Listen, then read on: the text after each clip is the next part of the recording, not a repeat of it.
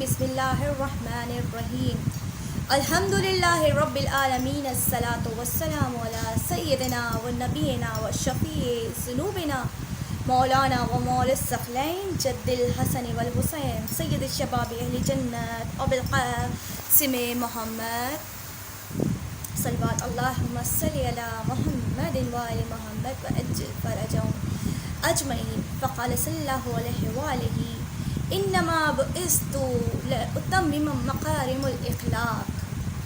آج میں آپ کی جانب سے ذاکرہ سائرہ فاطمہ عابدی سینجلی پروڈکشن کی جانب سے آپ کے سامنے حاضر ہوں۔ عنوان کلام جو ہے وہ اخلاق، تربیت اور درس آل محمد۔ ہمیں یہ دیکھنا ہے کہ ہم رب کے کتنے قریب ہیں، ہم کتنے بہترین مومن ہیں، ہم کتنے بہترین انسان ہیں۔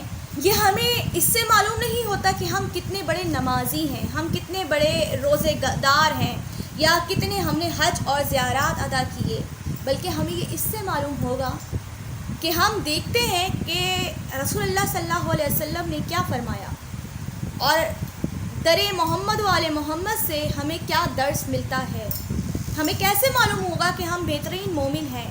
کیا پیمانہ اہل بیت نے ہم کو بتایا ہے؟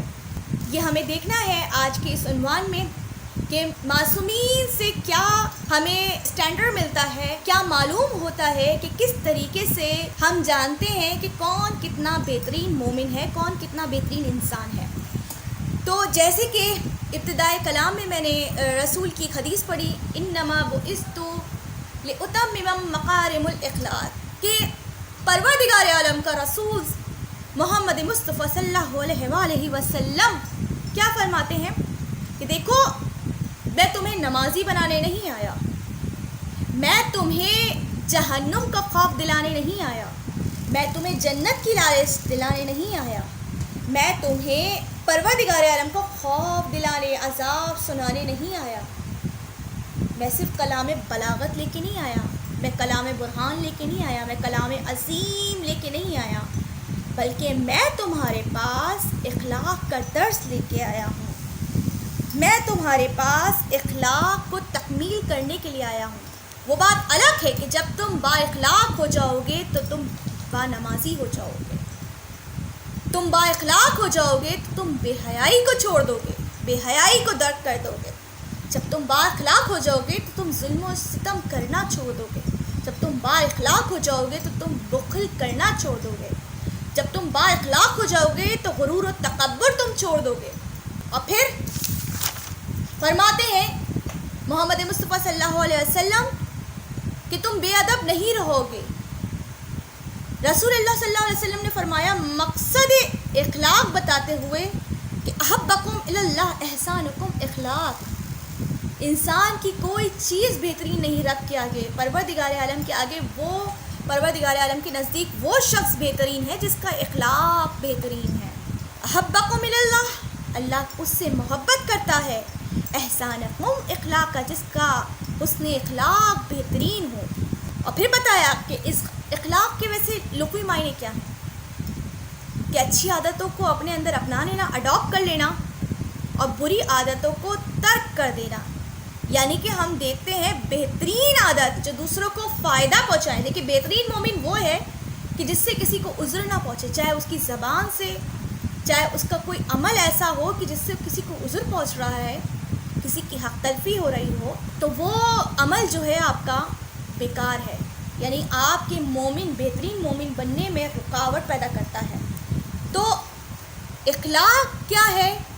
کسب فضائل، یعنی بہترین چیز کو کسب کر لینا، اور ترک رذائل، وہ چیز جو اس کو عذر پہنچا رہی ہو، آپ کی شخصیت کو خراب کر رہی ہو، اس کو ترک کر دینا۔ پھر ہم دیکھتے ہیں اخلاق کی قسمیں کتنی ہیں۔ اس کو دیکھنے کے لیے، کسی اچھی چیز کو اپنانے کے لیے ہمیں 3 چیز کو غور کرنا ہے، فکر کرنا ہے، اس کی منزلوں کو پار کرنا ہے۔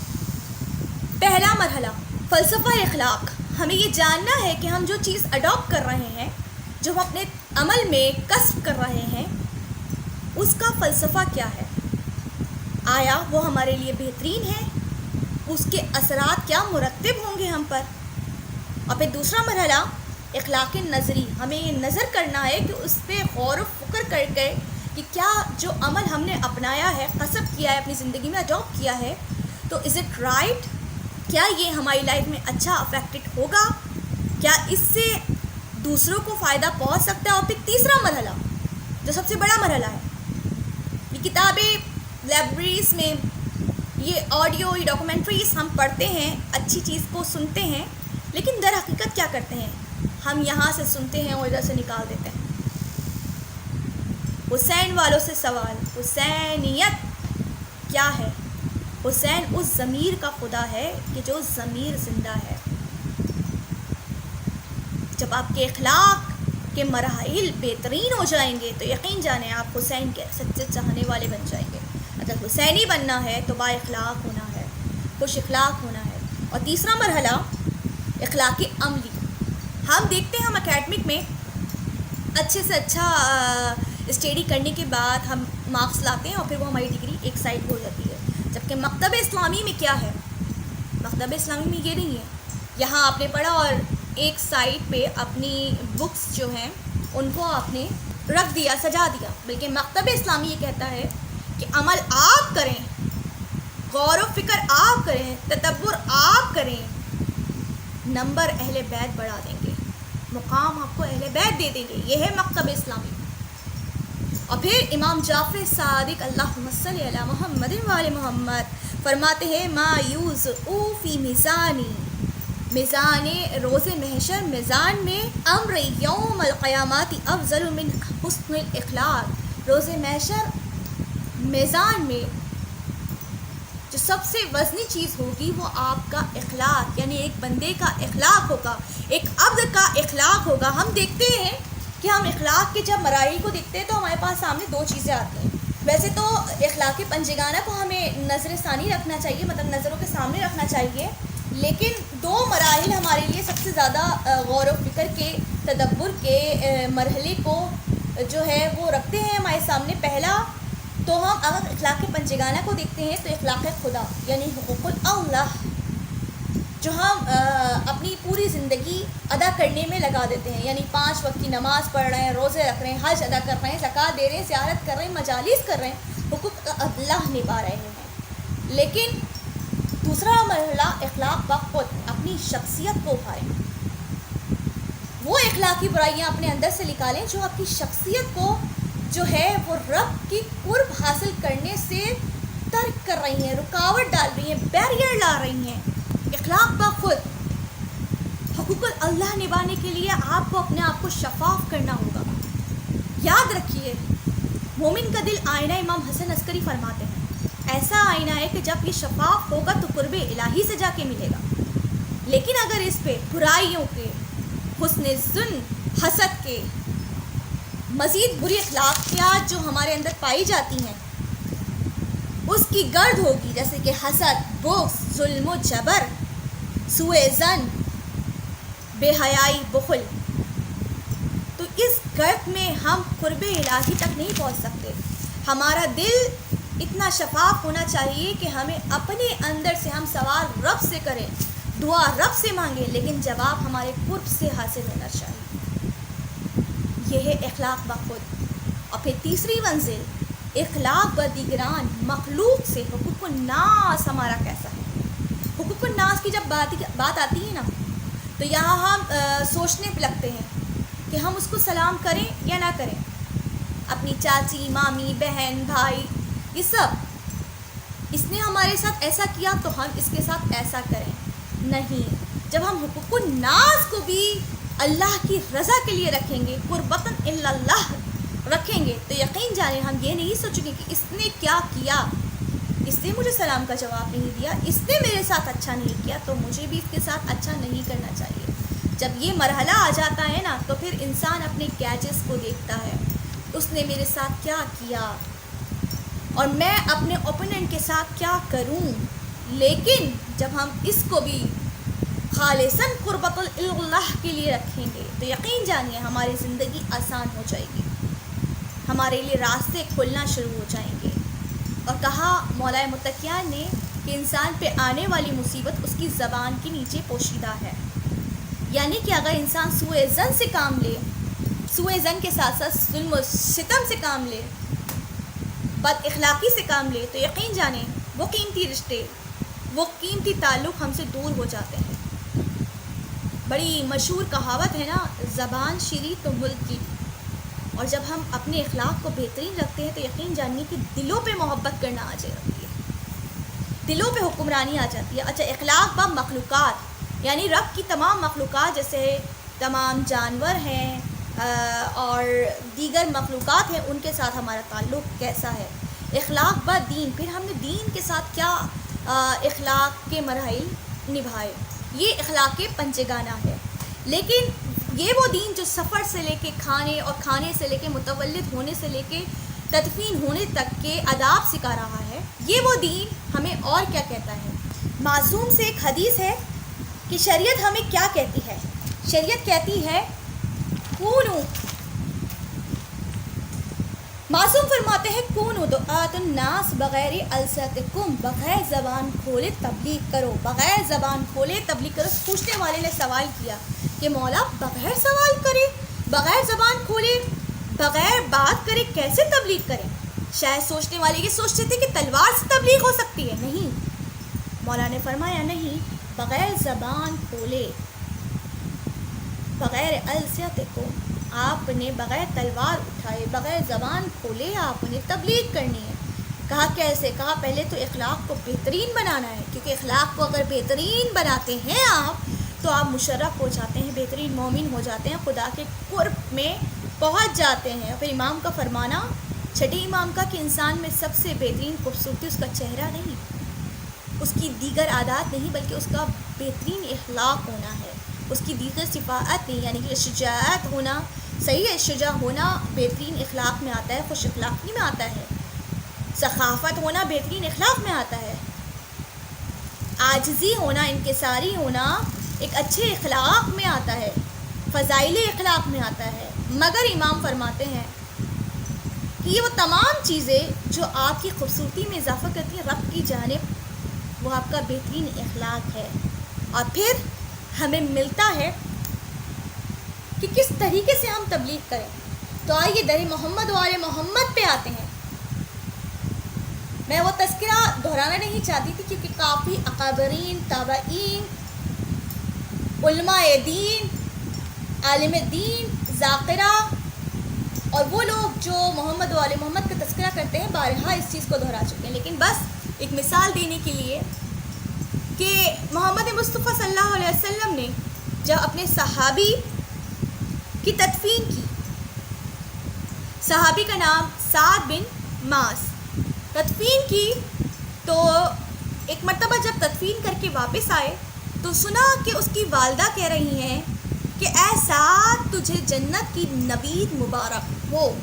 بس اتنا کہنا تھا. ایک مرتبہ محمد مصطفیٰ صلی اللہ علیہ وسلم واپس آئے اور آ کے کہنے لگی کہ اے خاتون، اے بیوی، اے خانم، اے خواہر، یا جو بھی اس زمانے میں کہا ہو، آپ کیسے جانتی ہیں، اے مادر سعد آپ کیسے جانتی ہیں کہ سعد بن معاذ جو ہیں وہ جنت میں جائیں گے؟ تو کہا کہ یا رسول اللہ، جیسے کہ میں یہ جانتی ہوں کہ آپ نے اس کی نماز جنازہ پڑھائی، اور جب آپ نے نماز جنازہ پڑھائی تو آپ کے ساتھ 70,000 فرشتے بھی تھے، ملائک بھی تھے، آپ نے اس کے وضو اور تدفین کے وقت سامنے رہے، آپ کے سامنے سارے کام ہوئے. تو جو شخص اتنا خوش نصیب ہو کہ جس کی نماز جنازہ آپ نے پڑھائی، تو کیا اس کو جنت نصیب نہیں ہوگی؟ کیا میں دعویٰ نہیں کروں کہ وہ جنت میں جائے گا؟ تو رسول اللہ نے کہا کہ اے مادر سعد، آپ کی یہ کہنے سے پہلے اس پہ عذاب قبر پڑ رہا تھا. اب بات غور کرنے کی ہے عذاب قبر پڑھ رہا تھا، لیکن جیسے ہی آپ نے اسے یہ نوید سنائی تو ایک مرتبہ عذاب قبر رک گیا۔ تو کہا یا رسول اللہ ایسا کیسے ممکن ہے کہ جس کی نماز جنازہ آپ پڑھائیں اس پر عذاب قبر نازل ہو رہا ہو؟ تو رسول اللہ صلی اللہ علیہ وسلم نے فرمایا کہ ہاں میں نے اس کی نماز جنازہ پڑھائی، لیکن اس نے اخلاق کے مراحل طے نہیں کیے، اس نے حقوق الناس کے مراحل طے نہیں کیے۔ کہا کہ یا رسول اللہ ایسا کیا گناہ کیا؟ کہا کہ اس کا اپنی زوجہ کے ساتھ تعلق اچھا نہیں تھا، اس نے اس کے حقوق ادا نہیں کیے۔ تو یہاں غور و فکر تدبر کرنے کا جو مرحلہ ہے وہ یہ کہ جب سعد بن معاذ جیسے صحابی بھی عذاب قبر سے نہ بچ سکے کہ اخلاق بہتر نہیں تھا، تو ہم اور آپ کیسے ممکن ہے کہ ہم نمازیں پڑھ رہے ہیں، روزے رکھ رہے ہیں، زکوٰۃ دیں، حج کر لیں، زیارت کر لیں، مجلس کر لیں، لیکن ہماری وجہ سے کسی کا حق مارا جائے، دل دکھا ہوا ہے، تو ہم جنت میں جائیں گے؟ کیا پروردگار عالم ہمیں بخش دے گا؟ یہ پروردگار عالم کے قرب حاصل کرنے کا راستہ یہ نہیں ہے۔ پھر ہمیں ملتا ہے بغیر زبان کھولے کس طرح تبلیغ کی جائے۔ اس کی بہترین مثال مجھے ملتی ہے کہ جب رسول صلی اللہ علیہ وسلم تبلیغ کر کے آتے تو ایک شخص جو کہ قبیلہ یمامہ سے تعلق رکھتا تھا روز آتا یا اپنا پیغام کسی کے ذریعے پہنچاتا اور کہتا یا رسول اللہ، جب کوئی آگے کہتا کہ یمامہ قبیلہ یمامہ سے ایک کوئی شخص آیا یا رسول اللہ کیا آپ کی خدمت میں بلایا جائے؟ تو رسول اللہ صلی اللہ علیہ وسلم کہتے ہاں بلایا جائے، اور جب وہ بزم رسالت میں آتا یا پیغام پہنچاتا تو اس کا ایک جملہ بار بار تکرار کرتا، کہتا اے محمد تم میرے ہاتھ سے نعوذ باللہ قتل ہو گئے۔ روز یہ پیغام بلا ناغہ پہنچاتا، رسول اللہ صلی اللہ علیہ وسلم اسے کوئی جواب نہ دیتے بلکہ مسکراتے، لبوں پہ مسکراہٹ آتی اور وہ واپس چلا جاتا۔ ایک دن رسول اللہ صلی اللہ علیہ وسلم نے رسپونڈ کیا۔ کیا رسپونڈ کیا؟ کہا کہ جب اس کا بھیجا ہوا ایک شخص غلام یہ سندیش لے کے آیا یا پیغام لے کے آیا تو رسول اللہ صلی اللہ علیہ وسلم نے کہا کہ یا اللہ مجھے اس شخص پر فتح حاصل کروا دے، مجھے اس پر غالب کر دے۔ بس دعا قبول ہوئی، غزوہ ہوئی، یہ پورا قبیلہ یمامہ یہودی قبیلہ رسول کی گرفت میں آ گیا، قید ہو گیا۔ اب جب قید میں ہے تو گئے، رسول اللہ کہا کہ تمہارا وہ سردار کہاں ہے جو کہ پیغام پہنچاتے تھے؟ سردار کو بلایا گیا، ایک مرتبہ سوال کیا کہ دیکھو تم ہمیشہ کہتے تھے کہ اے محمد میں تمہیں قتل کر دوں گا، آج دیکھو وکٹری مجھے ملی تمہیں نہیں، آج میں غالب ہوں۔ صادق تھا میں، امین تھا، برہان تھا، یاسین تھا، طٰہٰ ہوں میں۔ نہ جانے وہ رسول کے مرتبے کو اس وقت تک کیوں نہ پہچانا، لیکن اس واقعے کے بعد جو میں کہہ رہی ہوں غور و فکر کریے گا کہ کس طریقے سے رسول نے تبلیغ کی۔ آج جو بمباری کر رہے ہیں یا تلواروں کے ذریعے جو ہے زبردستی کے ذریعے ظلم و ستم کے ذریعے تبلیغ کو بھی غلط طریقے سے کر رہے ہیں، تو پہچانیے رسول کا طریقہ عمل کیا تھا، رسول کا طرز اخلاق کیا تھا۔ رسول جو خود مکارم الاخلاق ہیں، جنہوں نے تبلیغ اس طریقے سے کی کہ لوگ جھنڈ کا جھنڈ لے کر رسول کے قدموں میں حاضر ہوتے تھے۔ ایک مرتبہ رسول نے سوال کیا کہ دیکھو میرے پاس 3 آپشن ہیں۔ فرسٹ آپشن یا تو میں تمہیں قتل کر دوں لیکن مجھے کچھ حاصل نہیں۔ دوسرا آپشن، اچھا جب پہلا آپشن کہا تو ایک مرتبہ کہنے لگا کہ ہاں یا رسول اللہ جو آپ کی مرضی، اے محمد جو آپ کی مرضی، بس اتنا سننا تھا۔ ایک مرتبہ کہا رسول نے جو رحمت العالمین ہے، رحمان کا رحمت العالمین نبی ہے، کہا کہ نہیں تمہیں قتل کر کے مجھے کوئی فائدہ نہیں۔ دوسرا آپشن کہا یا تو میں تمہیں قید سے آزاد کر کے کچھ پیسے لے لوں جو اسلام کے کام بھی آئیں گے، لشکر اسلام کے کام بھی آئیں گے، جو غربت و افلاس کو دور کریں گے۔ کہا جیسی آپ کی مرضی۔ اچھا غرور تھا اس کے اندر لیکن التجا نہیں کر رہا تھا، جبکہ قید ہو گیا تھا مگر وہ التجا نہیں کرنا چاہتا تھا۔ ایک مرتبہ کہا جو آپ کی مرضی، جو چاہیں آپ، بس اتنا سننا تھا۔ تیسرا آپشن پوچھا، کہا کہ تیسرا آپشن کیا ہے؟ کہا تیسرا آپشن یہ ہے کہ اگر میں تجھے قربتاً اللہ معاف کر دوں تو میرا رب مجھ سے راضی، اور مجھے یقین ہے کہ جب تو میرے پاس سے لوٹ کے جائے گا تو بہترین شخص بن کے جائے گا. بس اتنا سننا تھا. ایک مرتبہ قدموں میں گر گیا, کہا حق بجانب ہیں آپ یا رسول اللہ, مجھے کلمہ پڑھائیے. حق بجانب, آپ صادق نبی, آپ حق نبی, آپ کے ہاتھوں میں جو کلام ہے وہ کلام بلاغت حق ہے. بس اتنا کہنا تھا, کلمہ پڑھا اور مسلمان ہو گیا. تو سامعین, یہ وہ چیزیں ہیں کہ جو اخلاق کے ذریعے آپ پر کر سکتے ہیں, اور رسول اللہ صلی اللہ علیہ وسلم اخلاق کے مراحل کو طے کرنے آئے. تکمیل انسان کی تکمیل میں اخلاق کو پر رکھنے آئے. آل احمد میں شباہت ہے محمد والی, آل احمد میں شباہت ہے محمد والی, یعنی اخلاق و مروت ہے محمد والی. خلق پہ لطف و عنایت ہے محمد والی, خلق پہ لطف و عنایت ہے محمد والی. رب کے بندوں سے محبت ہے محمد والی. اور آل احمد نے سکھایا ہے ہنر جینے کا, سائرہ سب کو بتایا ہے ہنر جینے کا. والسلام علی من اتبع الہدی. خدا حافظ. سائرہ فاطمہ.